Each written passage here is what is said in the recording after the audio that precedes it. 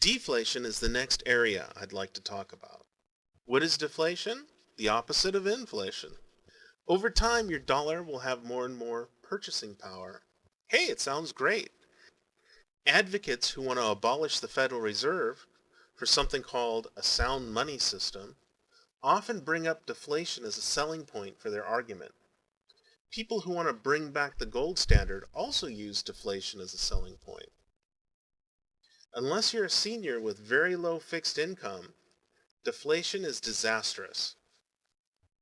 We often hear about the 1990s in Japan being called the lost decade. Well, the 90s in Japan was a decade of year-to-year deflation. So how did this happen? During the 1980s, Japan had an overheated economy, rapid economic growth. You would buy high and sell even higher. In the stock market, commodities market, almost every business venture was a success. The standard of living in Japan skyrocketed. And if you think the US just went through a real estate bubble, you should have seen Japan in the 1980s. People were buying property at outrageous prices and selling them for even more outrageous prices. To better illustrate the point of how overheated the real estate market was during that time, look at this. This is a map of Japan. It's just slightly smaller than the size of California. Now let's zoom in on the city of Tokyo. And in the center of Tokyo is the emperor's home, a small patch of green in a concrete metropolis, a bit smaller than Disneyland. This patch of property was worth more than the entire state of California. Let me say that again. This little tiny patch of property within the city of Tokyo had more value than all of the land combined in California. Now that's what I call a real estate bubble. Well, in the early 90s, the bubble burst. But unlike in the US, when our bubble just busted, the Japanese people, instead of defaulting on their loans or asking the government for a handout or asking the government to come in and renegotiate the terms of their loan, the Japanese people tightened their belt, cut back on their personal consumption, and worked their butts off to pay off these loans. I don't think anyone can criticize the Japanese for their dedication to personal responsibility. However, while everyone was working to pay off these loans, they were spending less on consumer goods. And all those great Japanese gadgets were just sitting on the shelves, along with a lot of other goods. So in order to attract customers, prices fell and kept falling. Ta-da! You now have deflation. Their yen, year to year, had more buying power. And even though these loans were getting paid off, and the Japanese people had more disposable income, the expectations in the Japanese population felt prices would keep falling, causing more and more deflation. Well, when products don't sell, companies have to cut cost. Unemployment is a very rare thing in Japan, especially during that time. And for the first time, companies actually had to lay off some workers. Another thing that happened was that the people became underemployed. To avoid layoffs, many companies would cut workers' hours. The Bank of Japan, which has the same role as the US Federal Reserve, cut interest rates to zero in order to reduce the cost of capital and ease some of the burden on business. Does that sound familiar? But over time, that had a negative impact on the value of the Japanese yen. And yes, I guess I'm going to have to make another video on global currency exchange rates. But for now, let's suffice to say, that wasn't a good thing.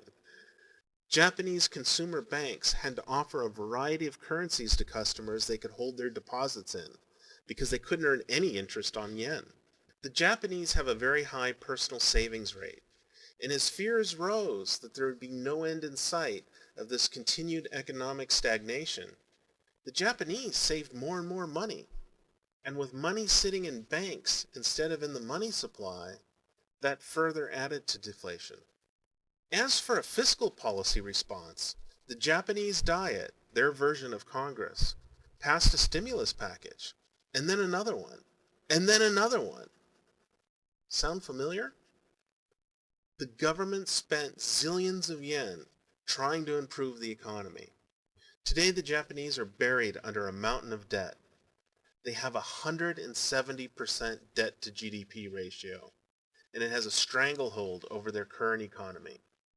Their stimulus packages did not improve consumption, nor did they have a positive impact on employment.